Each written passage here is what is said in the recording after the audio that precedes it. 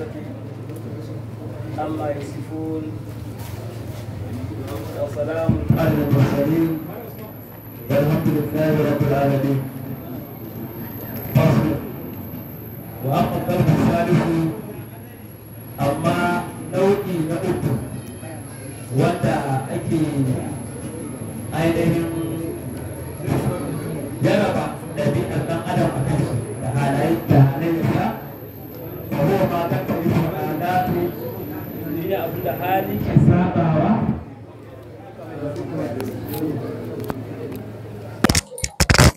da wannan kawai ka rike shi da dai ta aminta ba da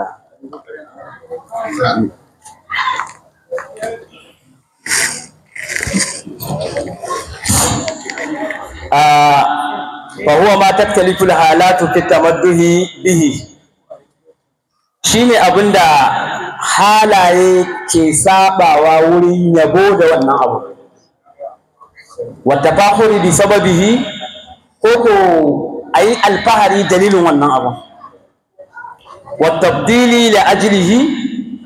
koko a fifita mutum dalilin wannan abu zai malam zai faɗe shi malam ce ka kasartil mali kamar yawan dukiya. Wannan zamanin namu kowa ya san yadda ake kwaɗayin dukiya. To yawan dukiyan nan fasahibu alal jumlati mu'azzamu inda al'ama. Ma'abucin dukiya gaba ɗaya abun girmamawa ne wurin kowa da kowa gaba ɗaya kowa na girmama mai dukiya. Litiqadiha tawassulahu bihi ila hajatihi saboda kowa na da itiqadin mutum mai dukiya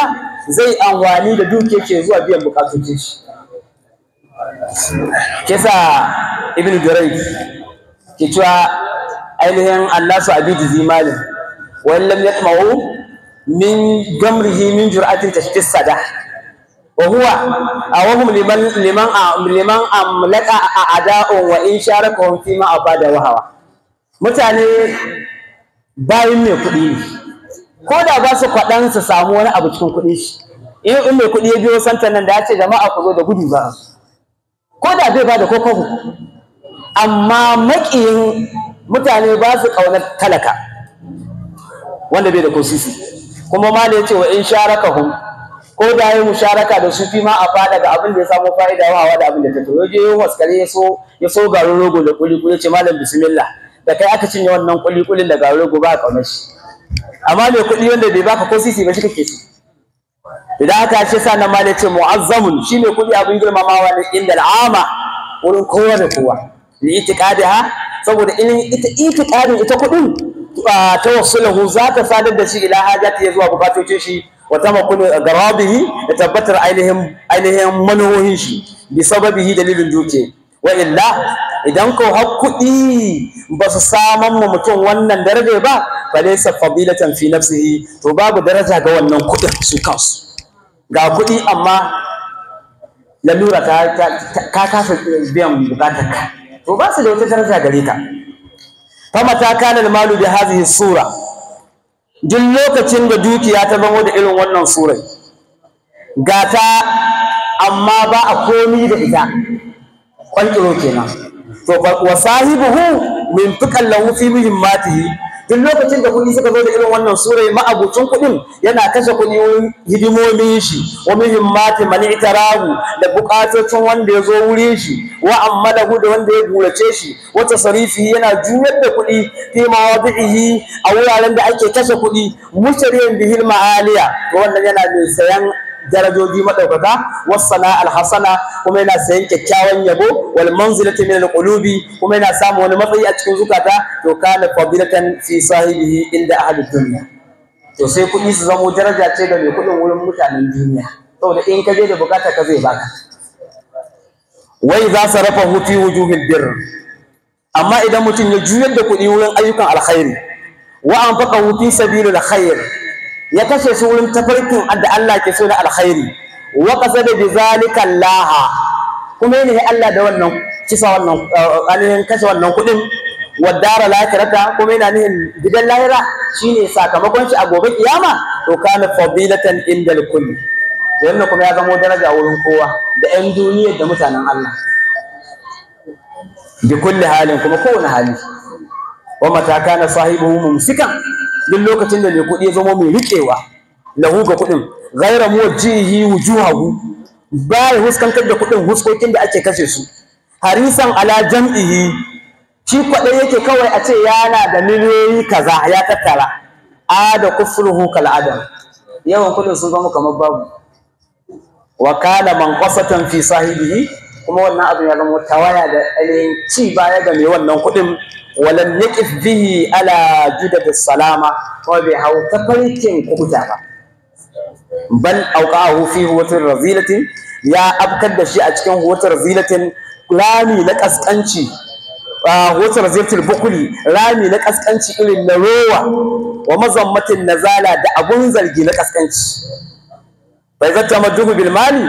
kenan ashe yabo da dukiya wa fadilatihi, da falalan dukiya inda mufaddilihi yana nan wurin wanda ke fifita dukiyai, laysan li nafsihi, ba ita dukiya ake yabo ba, kai da ke kashe kuɗin kai ne abun nan. Wa inna ma huwa li tawassuli bihi, ana yaban mutum da shi in ya kasance yana saduwa da wannan kuɗin ila ghairihi, ya zuwa wani shi, wa tasarifihi, kuma yana jujjuya waɗannan kuɗin fi mutasarrifatihi, hanyoyin da ake kashe kuɗaɗen. Da haka fa jami'uhu, a wanda ya tattara dukiya, idza lam yara'ahu mawri'ahu, idan bai aje dukiya inda ya kamata ya aje ba, wala wajhahu wujuhahu, bai huskantar da ita dukiya huskar da ya kamata a huskantar da ita ba, to ghairu maliyin, wannan ba mai kuɗi bane ba bil haqiqati, wala ganiyin bil ma'ana, kuma ba mawadaci bane ta fuskar ma'ana, wala mumtadahin, kuma ba abin yabo bane ba inda ahadin min al uqala'i, wurin ɗaya daga masu hankali, bal huwa faqirun abada, sunan shi talaka har abada. Gairu wasilin ila gharrin min aghrabihi, bai saduwa zuwa bukata daga bukatocin shi. Is ma biyadihi min mali, domin abin da ke ga hannun shi na dukiya, almusil laha, wanda ainihin sada dukiya ya zuwa gare shi wannan abun, ko ma menene a kashe kuɗi ai kaza, to shi lam yusallat alaihi, ba a bashi tasali'i akan kashe dukiya haka ba. Kaga fa ashba hazina mali gairihi, ya yi kama da mai kiyaye dukiyar wani shi, kawai shi mai tsaron taska ne. Wala mala lahu, bai da komai. Fa ka'annahu laysa fi yadihi minhu shay'un, kamar ka ce ba komai daga cikin dukiya da hannun shi, saboda bai amfani da ita. Wal munfiqu, shi ko mai kashe kuɗi, mai bayar da kuɗi yana ciyar da su, wannan shi kuma maliyun, wannan mai arziki ne, ganiyun, mawadaci ne, bi tahsilihi fawaid al-mali, saboda ya tabbatar da fa'idar dukiyar gurin shi, wa in lam yabqa fi yadihi min al-mali shay'un, ko da babu abin da ya rage mai hannun shi. Yanzu yau ka samu 100 duka raba ta kai ne mai kuɗi, ko da ba kwana da ko sisi ba. Abin da yasa malam ya wannan shahidai zai magana ne akan irin yadda manzon Allah ke mu'amala da kuɗi. Yasa yayi wannan shahidai yayi gwada mai riƙewai ga ɗabi'ar shi, wanda ke ba da yawan ma ga yadda yake. Dan haka malam ya ce fanzur, to sai yanzu ya dawo kan maganar abin da yake so ya magana, shin hida ce. To kai diba, ka dibi sirata nabiyina sallallahu alaihi wasallam, ɗabi'an manzanmu, wa khuluquhu, da ɗabi'un manzon Allah dai fil mali, in ya samu kuɗi ya yake. Tajidhu qad utiya khaza'in al-ard, zaka samu manzon Allah an baki dukkan taskar duniya, duk taskar duniya tana wurin manzon Allah. Wa mafatihal biladi, an bashi mafatih, makullai ko buɗe-buɗe da dukkan garuruwan duniya, inda wata dukiya take wani gari ta manzon Allah shi aka ba. Wa uhillan lahu al-ganaim, kuma bayan wannan an halitta wa manzon Allah ganima, annaba ba su cin ganima. Walam tuhal li nabiyyin qablahu, ba halitta ganima ba ga wani annabi gabanin shi. Wa kutiha alaihi fi hayatihi sallallahu alaihi wasallam biladul hijaz, an buɗe garuruwan hijaz, abin da ya shafi makka, madina, ainihin ba'id da sauransu, wannan yankin dai wanda ba a yi ta ainihin ƙasashen laraba ba, wanda ba a yi ta daga hududu ainihin iyakokin ƙasar larabawa ba, an buɗa wa manzon Allah wannan garuruwa gaba ɗaya, arzikin hannun sheki. Wal yamani, manzon Allah an buɗa mai garin Yemen, Allah ya ba shi dama an je an ribanto dukiya daga garin Yemen an kawo manzon Allah. Wa jami'i jaziratul arab, dukkan yankin larabawa duke tana hannun manzon Allah wa ma dana min zalika da abin da ya kusa da wannan daga jazira min ash-sham hatta yankin sham wal iraq da iraq wa julibat ilayhi min ahmasiha aka kawo humusi aka kawo manzon Allah na waɗannan garuruwa wajizyataha aka ɗauko jizyar wannan garuruwan da ake ɗora masu wanda basu musulunta ba aka kawo manzon Allah wasa da katiha aka anso sadakoki wanda ake ansowa aka kawo manzon Allah ma la yujbalil muluki wanda ba a kawo wasu sarakuna illa ba'uluhu sai dan bangare kadai ake ba su amma shi manzon Allah duka aka ba shi kuma wa hadahu jama'atun min mulukil aqalin jama'a da yawa daga sarakunan yanki da dama sun yi wa manzon Allah aiki ta hadiya fa masta'asar bi shay'in minhu wannan ake son a zo manzon Allah bai keɓanta da wani abu ba yace wannan nauni duk abin da yazo bai ce wannan nauni kuma yika cikin gida ba haka nake ba da an kawo gaban muridi a ce to a mika cikin gida to manzon Allah bai taɓa isari da wani abu ba wala amsaka minhu dirhaman bai taɓa riƙe dirhami ba bal sarafahu masarifahu manzon Allah na juyar da shi inda ya kamata a juyar da shi wa adana bihi gairahu ko manzon Allah ya azurta wani shi da kuɗi shi ba kuɗi wurin shi amma kai ne da kai arziki yanzu wa qawiya bihi almuslimin ko manzon Allah ya karfafi musulmai da wannan duke da ake zuwa da ita ce manzon Allah ya ba musulmai suka yi ƙarhin arziki sallallahu alaihi wa sallam wa qala karshe ma abinda manzon Allah ke cewa ma yusiruni ban jin daɗi annani uhudan zahaba ina da dukin uhudu na zinari yabitu indi minhu dinari ɗaya kwana gidana dinar ɗaya kwana gidana ban jin daɗin wannan illa dinarin absuruhu ne dai sai dinarin da na aje na ci bashin wani in ce to bari in aje in na gan shi gobe in biya shi in kaga wani kuɗi gidan manzo Allah na biyan bashi wa ta duhu da naliru maratan wasu rana an kawo manzo Allah dinaru da yawa daga Bahrain baka samaha ya raba ta gaba ɗaya wa baqiya min hasittatun saura dinari 6 fada fa hali ba'al nisa'i sai manzo Allah ya ce to akai ma ɗaya daga cikin matan shi ta aji to da aka kai aka aje sai manzon Allah sallallahu alaihi wasallam ya manta ya bada aje wannan kuɗi gidan shi da ya gama duk hidindimun da yake da sahabbai zai koma cikin gida ya bacci ya kwanta lokacin baccin shi falan ya akuzo nawm sai bacci yake zuwa bacci kama manzon Allah sai da ya ta tunani me ya hana ni bacci sai can ya tuna ya fa bata ajiye kuɗi cikin gidan nan dinari 6 hatta kama wa qasamaha sai da ya miƙe ya ce a kawo wannan kuɗin ya fito waje ya samu sahabbai ya raba musu ya koma gida ba ko sisi wa qala kuma yace al'ana istirah yace kai yanzu na huta kenan muka sha bamba mu in ba mu samu ba zaman lafiya duk mutumin da ya kwana ba ko kwabo bai iya bacci in dai ba ya samu wurasa muhammadiyya ba amma in ba wannan wurasa ta muhammadiyya ba ka iya baccin komai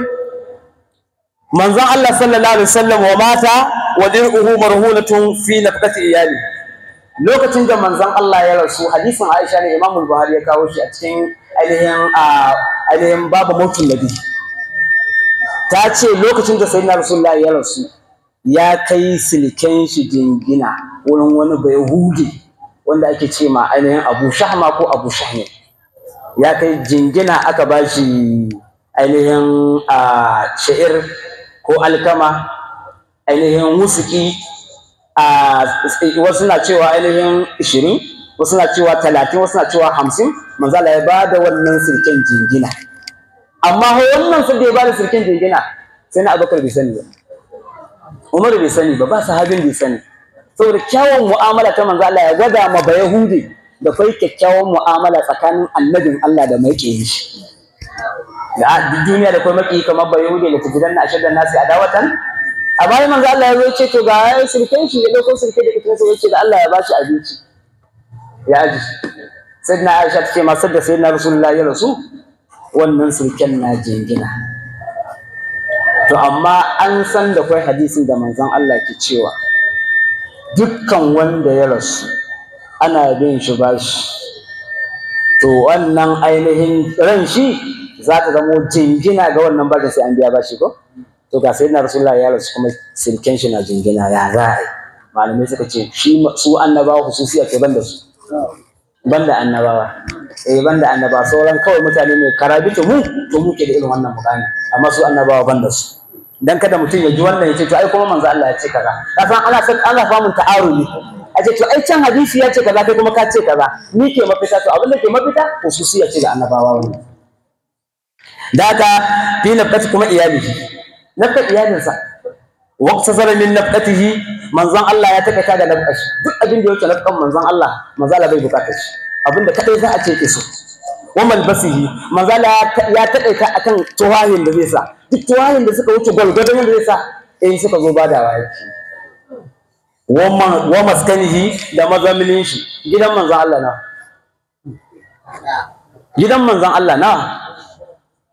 banda wannan gidan nashi yana da wani. To dan agwada mu cewa shi ba duniya ke kallo, amma mun ne sai ka samu wani na da gida 100, wani ma bai sai iyaka gidajen shi haka. To amma manzo Allah gidan shi daya sallallahu alaihi wasallam, alama ta da daruratuhu ilayhi, akan abinda lalura, abinda zama dole shine lalura, abinda lalura ta kira manzo Allah akan shi na abinda ya shafi nafqa da abin sanyawa da mazaunin shi yake yi, bai yin abin da ya wuce lalura. Abin aka ce lalura, abin da ya zama dole ka yi, kamar yanzu kana jin yunwa sai ka samu gayan tuwo da kwaɗan daddawa, ba ka ci ba, da lalura ce. To yanzu ka ce baka ci wannan, kai sai ka samo tsire ko sai ka samu wani kwai ko wani abin da ya kama da wannan. To abin da ke lalura kana ka ci wannan gayan tuwo. To shi manzo Allah yana cin abin da lalura ta kira shi, shine na kasan da ya kamata a ci sallallahu alaihi wasallam, kuma tare da cewa yana iya ƙara rayuwar shi ma bai ci wani abinci ba banda nama, yana da wannan damar ya ta jin daɗin rayuwa, amma manzo Allah ba wannan ya ba gaba ba sallallahu alaihi wasallam. Wa zahida fi ma siwahu, manzo Allah ya guji duk abin da ba lalura ke kira ayi ba, duk abin da bai zama dole ba manzo Allah bai yi shi. Fa kana yalbasu ma wajadahu, manzo Allah ya zama duk abin da ya samu shi yake sanyawa. Fa yalbasu fil ghalibi shamla, wani lokaci manzo Allah na sanya alkabba wal kisa al khashin, wani lokaci manzo Allah na sanya mayayi amma mai kauri, wal burgal galis, yana sanya bargo mai kauri shi ma. A ɗabi'a ce wannan kuma ta wanda ba mawadaci bane ba, mawadaci duk bai san waɗannan, bai sa waɗannan cikin Larabawa. Wa yakasimu alaman hadarahu aqadatid dibaj, amma idan abinan falmara ta zo, irin rigunan da na alfalmara wanda ake cewa ainihin falmara aqabiya na dibaji da sun zo mashi daga sarakuna an aiko mashi, sai manzon Allah sai ya rarraba, bai sanyawa. Kuma ita wannan aqabatul dibaj al-mukhawwasatu biz-zahab, wanda aka saka da kuma ruwan zinari, ba kayan alhurma ba kenan. To manzon Allah sai dai ya raba ya bada. Wa yarfa'u liman lam yahdur, amma wanda bai nan sai manzon Allah ce kai ina wani, a ce bai na, ce akai mai gida. Izil mubahatu fil malabisi, domin nuna alfahari wurin tuwahi, wa tazayyun biha, da kwalliya da tuwahi, kai kwalliya ka rika kallon jikinka. Laysa min khisal sharafi, ba dabi'a bace ta daukaka, wal jalala da girma, wa hiya min simatin nisa, wannan dabi'a ce, sifofi ne irin na mata. Ai mace ita ke ya kwambo ko ta kallon kayi kwalliya kayi kaza, to namiji wanda ya fuskanci Allah bai kamata ya kallon wannan ba, duk abin da ya samu ya sanya inda ya remi al'aura in karkatacce ne. Wal mahmudu minha, abin da ke abin yabo ga tawahi, naqawatu saubi, tsarkin tuwa. In dai tuwa tsarkakakka ce, to tuwa ce kyakkyawa. Wa tawassul fi jinsihi, kuma ana son tsaka-tsakiya a cikin jinsin tuwahi. Kai kakka sanya kaskantatta wadda daga ita ce kenan an gama, kuma kakka san wadda take can sama wadda kuma daga ita babu wata, a ka dawo tsakiya. Haka manzon Allah yake sallallahu alaihi wasallam. Wa kaunuhu lubsa mislihi, kuma ya kasance tuwayin da za ka sanya tuwayin da suka dace da kai, wanda suka dace da kai ne. Ghairu musqilin lil muru'a, kuma wanda ba su da maka mutunci. Yanzu kana limamin ungo ka sa shirt da dogon wando, ka to ba hula ka sharce kanka kaga ai wannan zai yiwa gare ka to amma wanda ya sanya haramun ne yawo to kaga kai ba su kamata ba gare ka wani kuma in ya sanya babban riga da kaza ya sanya hula sai a ce wai wane ne wai musu inkari ma ake wai wane ne da wannan kaya a saboda amma yasa ana ganin ba su dace da shi bane ba saboda bai da muru'a to shine wannan mimma la yu'addi ila shuhra amma abinda mutum zai yi kada ya abinda zai kai shi zuwa shuhra shuhran nan barfai a wurin bangarorin guda biyu a ce ai shi bai da kaya kullum sai boye ai da kaga riga jikin shi boye kaga yayi shuhra da kaya madaukaka misali ko addini bai san wannan to kuma ai shi wannan bai da kaya kullum sai wurin zawati da kaga jiki ko kullum wurin zawati zai dinka kaga shi ma shuhura ce amma sai kasance in ka wuce a ce kai da Allah wannan mutum ne sanya wurin zawati kullum kace kai mun gane shi kaga wannan shuhura ce addini bai san irin wannan dabi'a ka zamo dai baina na'am yace wa qad zamma shar'u zalika shari'a ma ta zargi wannan wa gayatul fakhr fihi bil adati inda nas to ainihin matukar alfahari a cikin tuwayi abin da ya zama al'ada wurin mutane wa inna ma yad'u ila al-fakhri bi kasrati mawjudi wa wufur al-hal wa inna ma yad'u wannan yana kira ya zuwa alfahari bi kasrati al-mawjudi idan mutum na da kayan misali da yawa sai ya rika alfahari yanzu wani bai san yawan kayan shi wa wufur al-hal da cika hali komai yake bukata da kai shine wufur al-hali to wannan ma zai jawo mutum ya zuwa alfahari ko da mutum alfahari sai ya samu matsala da tsakanin shi da Allah wa kazalika tabahi haka nan gwada ainihin alfahari bi jawdatil maskan da kyawun mazamni wasu atil manzil jelwar gida ka ce ai mu gidanmu ba dan kuku bane ba shi ma wannan duk ba wani abun yabo bane ga shari'a wa takasiri alatihi da yawan aloni a cikin gida an ka shiga ciki in ka shiga kawai sai a ce kawai ba abun zaka bukata komai da kai to shi ma wannan ba abin yabo bane gauran ahlul lahi wa khadmihi da yawan baruwa a ce ai bai ma san yawan yaran shi ba wa markubatihi bai ma san yawan abin hawan shi ba wani in ka je gidan shi motoci za ka gani kamar garkin awaki bai ma san yawan su ba wata ma sai ta lalace tana nan abin nan har ta ta lalace ma bai taɓa hawanta ba wa man malaka al-arba shine imamu qali ce to ka tuna wanda ya mallaki ƙasar duniya wajubi ilaihi ma fiha aka tattaro mai duk abin da ke cikin duniya wata raka zalika ya bar wannan abun zuhudan saboda gudun duniya wata nazuhan kuma saboda tsarkaka don ba a gane zahidi sai wanda ya samu duniya dan kakai kawa ma da dan gaggen wandanka da riga ta sufurin a ci wancan gudun duniya ba a gane a'a ya kasance ka samu kuɗi na tashin hankali to nan za a gane mai zuhudu an ce ma ɗaya daga cikin tabi'ai ainihin ko Malik bin Dinar ne aka ce mashi ya zahidi sai ce kai lasti bi zahidin wa inna ma zahidu Umar ibn Abdul Aziz ce ni ba zahidu bane ba duniya ce bar samu ba wanda ke zahidu Umar dan Abdul Aziz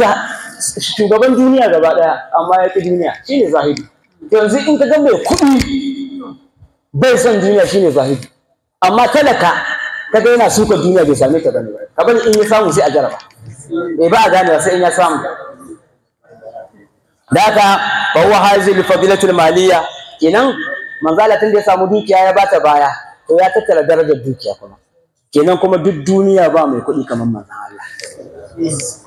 to ai ya samu kuma ya bata waye shi kuɗi wa ake tattara ma duniya a tattaro a kawo mashi amma ya bata baya